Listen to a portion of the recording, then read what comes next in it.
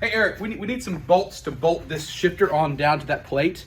I found these. Can I use them? Yeah, they're stainless. That's okay, right? How much? $3? But we can still use them on the thing, right? Well, okay, we can? Cool, thanks. We get to use these now. They're great.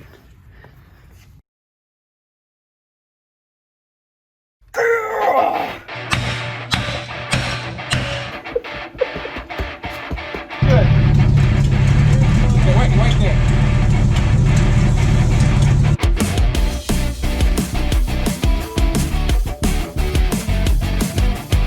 Hey everyone, welcome to another episode of Safety Optional.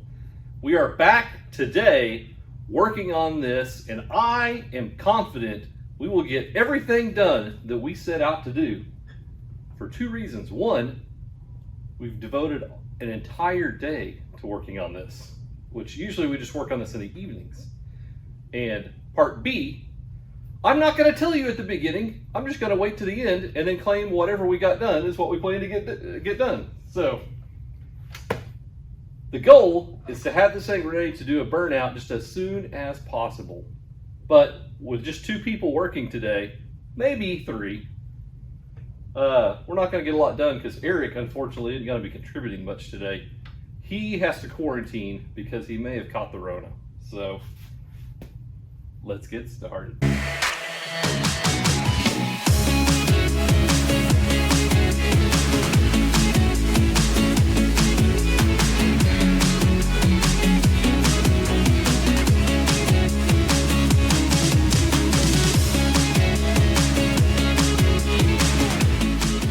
All right, so what we did, last time we ran this, we had a vacuum leak from back here and it was playing havoc with how it was idling and stuff. But we found that out right at the very end when I had to leave.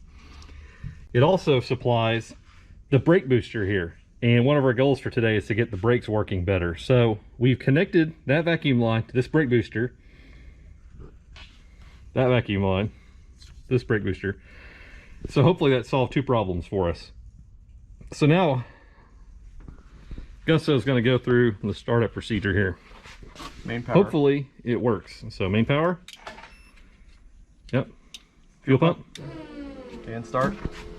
And start.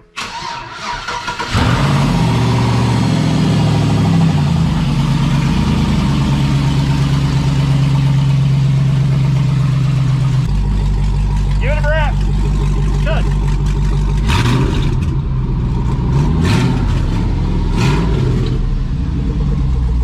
Way better, way better. Hang on. One more breath.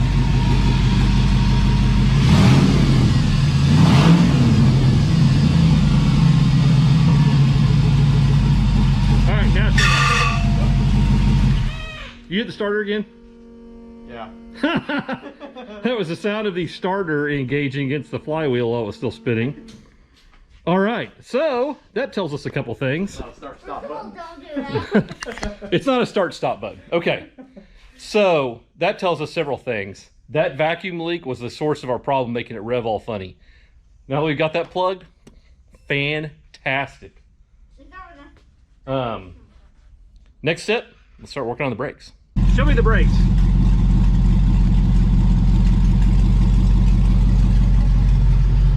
Yeah, I don't know if you can see that. Do it one more time. Yeah. Nothing. We know that, so we came up here and checked on the master cylinder, and we had a couple of leaky fittings over here.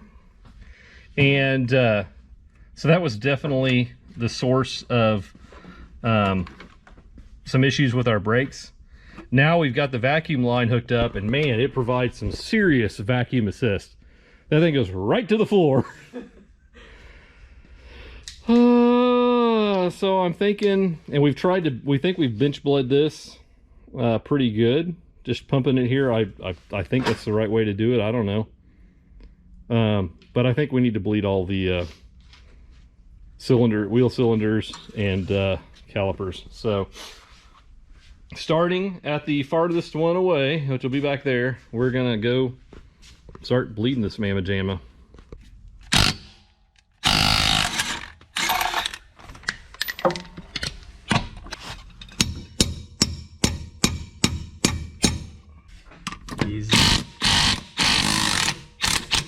Oh yes.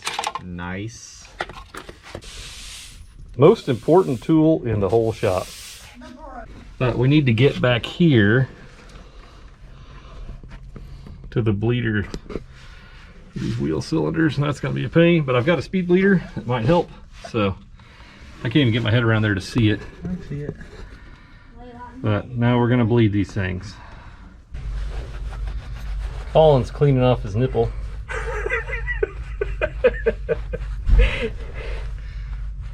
He's got a lot of nipple rubbing experience. Yeah, all right. The key is to give it a little twist. Okay, cracker open. She's open. I don't know if this is doing anything. Is that brake line hooked? It's coming. It's coming. A lot of air in there.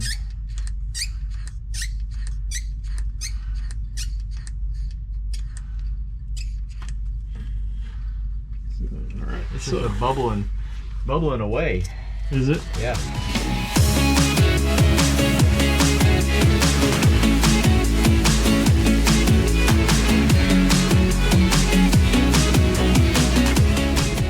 She loses all that vacuum. There's something. We're gonna have to go through this whole system. Push it all the way down. Yeah, there ain't nothing happening. Okay. Let's go through the whole system here, check all our fittings. Well, dang it. Ah.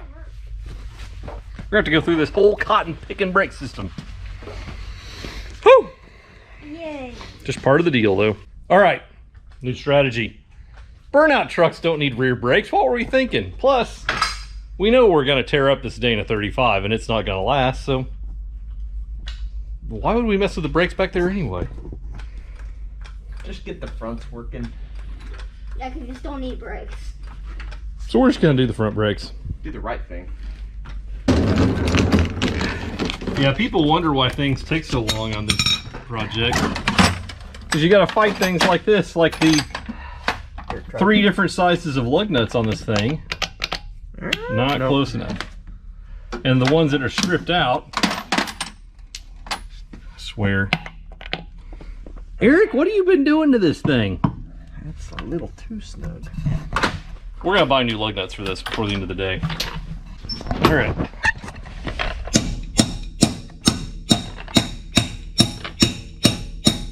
With a hammer. That hammer's custom. Cross your fingers and your toes. Yep.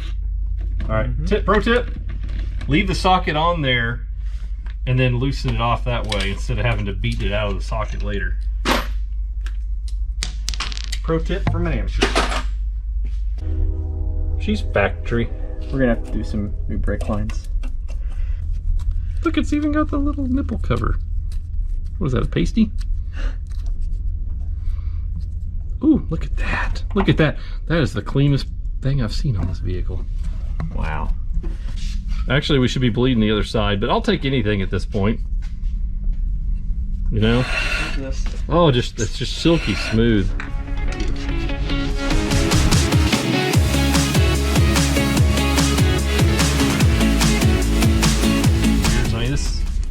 Here's the thing about this. Here's the part we're kind of forgetting. We are well into uncharted territory with this truck now. When Eric and I bought this thing, well, Eric bought it and I hauled it back with him behind my truck. 10 years ago, we pulled it out of a hedge in Stroud, Oklahoma, and it hadn't run in God knows how long before that. So there's no telling the last time these brakes functioned in any sort of meaningful way.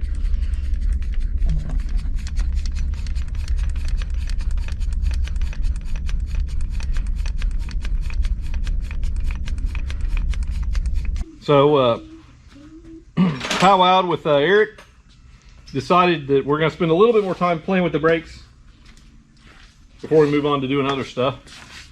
So we stopped and grabbed lunch, and now we're going to try to see if we can unstick these brakes. If we can't, we're just going to move on. That one's out. Okay. There we go. I just couldn't figure that out.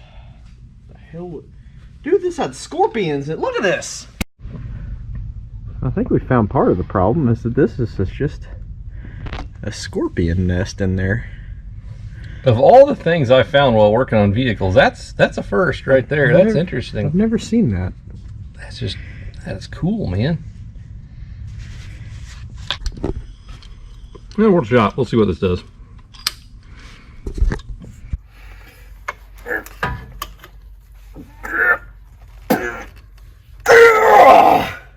Nope, nope, nope. She is locked up tighter than Aunt Becky trying to get her kid into college. All right, that's one diagnosis down. On to the shifter mount. Neat.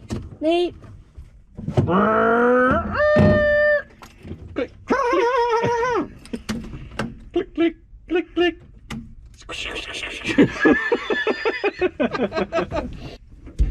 All right, so the one directive from Eric was to make sure that this thing wasn't up high like an ape hanger. But I think up here would be like ape hanger height. I think down here, I mean, that would be great, but that's a little bit low. We got to have room to cobble together a mount. So I'm thinking right here is not unrealistically high. I think that's pretty good. I think you go, it looks like about 1.5 inches off of the tunnel. That would be a good in between. Keep your elbow about 90 from the coming down. My elbow's not even at 90.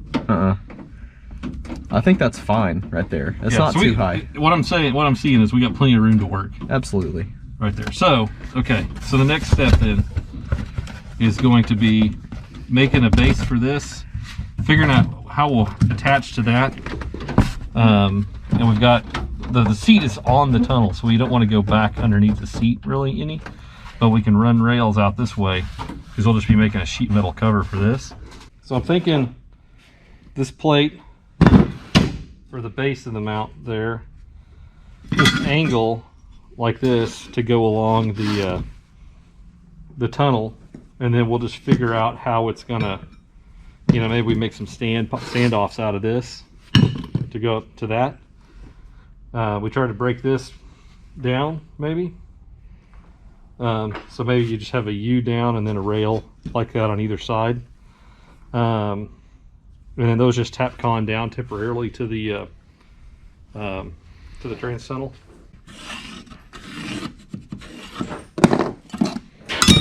Let's go see if we can work this mamma jamma.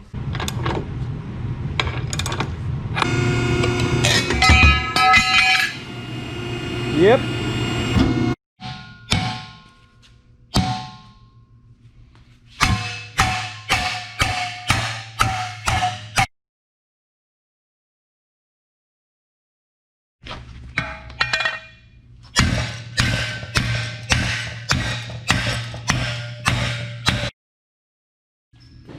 A little bit more.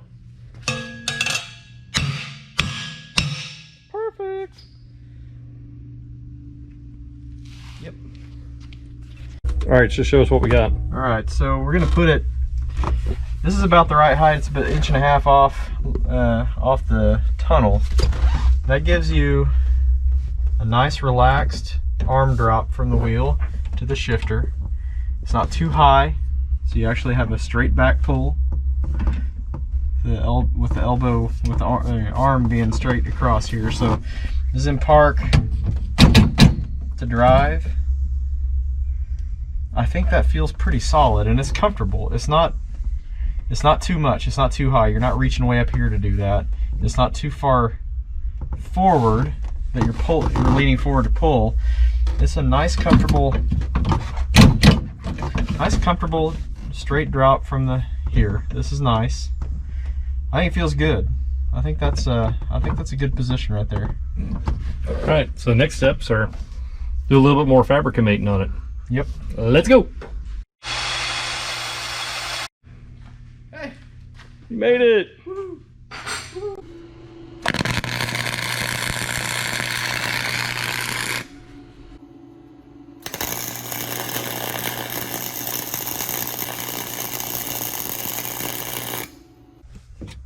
take that off.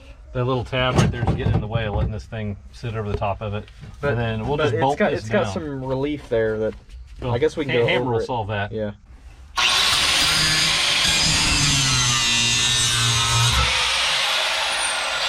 Jesus.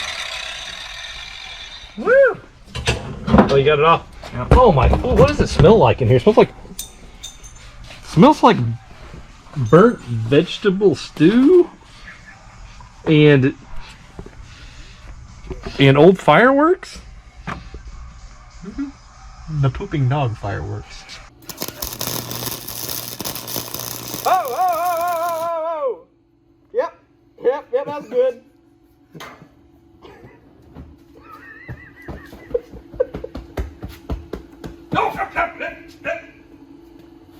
Perfect.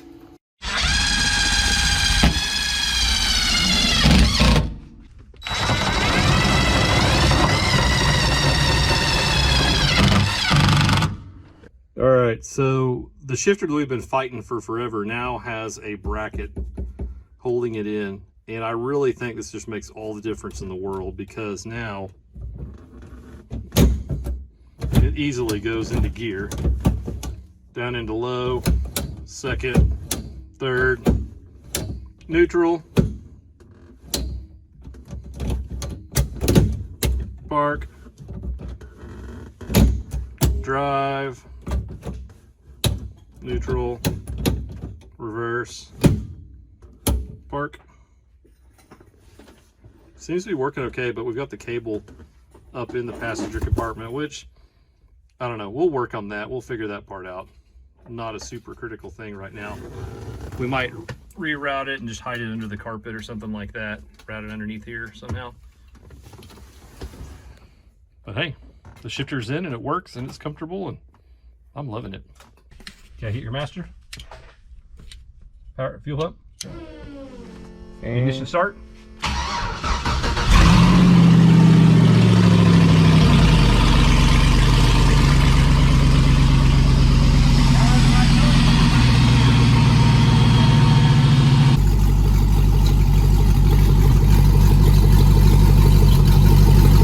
Going forward. One more click.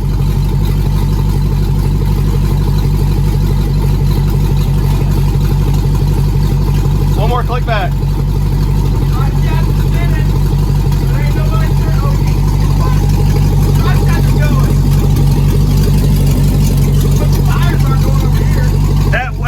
That brake drum's stuck.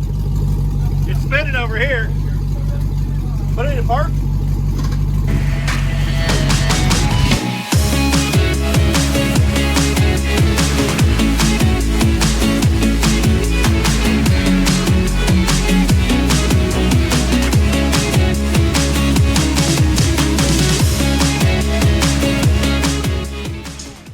So what was wrong with the transmission fluid? Was nil. Yeah. Zip, zilch, We ended nada. up draining most of it out whenever we were pulling the engine. I remember we spilled a bunch of it on the floor. I don't think we ever refilled it. I bought a whole thing. I think Where's our right there. funnel? Here's another one. Where's our long funnel? I know this one's already open. Okay, Where's our long funnel? it's over here.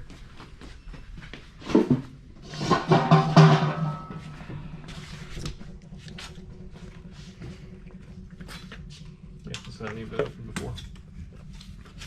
Got it all the way in there? Yep. How much is it? What's the capacity? I've got no clue, but I know we spilled a bunch, so. Yeah, we got some fluid flowing. All right, that's a good start. All right, put it in gear. That's reverse. Okay, looks good. Okay, wait there. That's neutral. Yeah, go drive. Give her a little gas. Get a little bit of gas.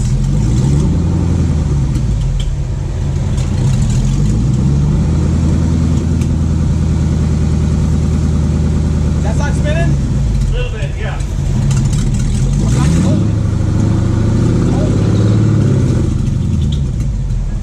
Yeah. Put it back in neutral. Stop my side, and let's stop. Oh, it's hard to stop. That doesn't feel like neutral, man. Is the other side, can you stop the other side? It feels like it's in gear. Yeah, all right, put it all the way into park.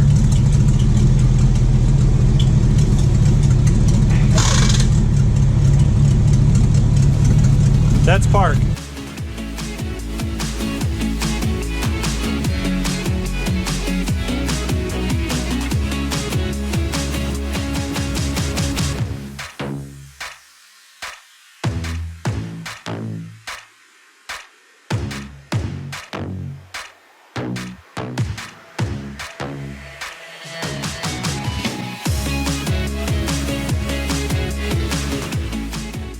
Here's where we stand right now. Engine runs great. She's holding temperature. We can shift gears. We can make the rear wheels turn. Means we can do a burnout. Only problem is we've got no brakes. And we'd kind of like to have brakes so we don't just like plow through the cornfield and drive off into the sunset unwillingly. So we are going to order some brakes. So next session of this, we'll be putting on brakes so we can make at least the front of this thing stop and we can roast those rears, baby. I'm feeling good about this. Eric, what do you think? I mean, you got to be proud.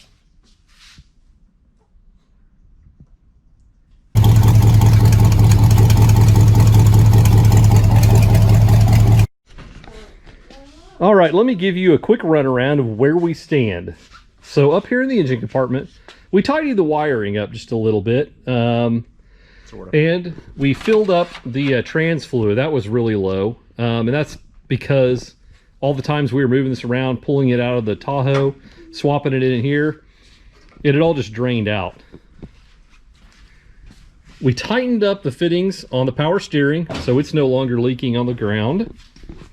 Let's see, and we installed a new vacuum booster hose for our brake booster. We also topped off our brake fluid and found out that the brakes don't work. We got new lug nuts because the old ones were just terrible. But the real work was up here in the cab. We have now a complete shifter mount. And that is just absolutely critical. You can see that thing, we even painted it, bolted in there tight, and now we can shift gears and make this thing go forward, which is just hugely important. And I gotta admit, that B&M shifter with that chrome handle is just pretty. So we'll figure out putting the shroud on it and making this tidy a little bit later. We've actually already got sheet metal to cover the hole down there in the bottom right here. So that can be in a future episode, but really the most important part is that, you know, this thing functions. We even have our gauge down there.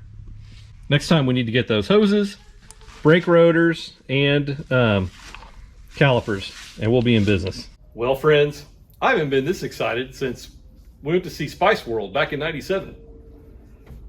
We got this thing running and basically driving.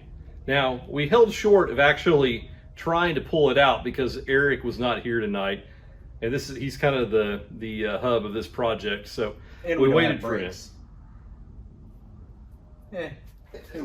Yeah. So next time we've got to get the brakes going. We could tell today that the front calipers are just completely seized. There's no saving them. So we're going to order some flex hoses, rotors, calipers. And next time we'll change all that out. We literally don't need to change anything else. Guys, this is exciting. So we made the wheels turn. That right there shows this thing's actually going to work. So if you've watched this long and if you've subscribed or watched any of our other videos, I just want to say thank you. This is just purely for entertainment. It's a labor of love for us. We do it for fun, to hang out. And if you watch, that really means a lot to us.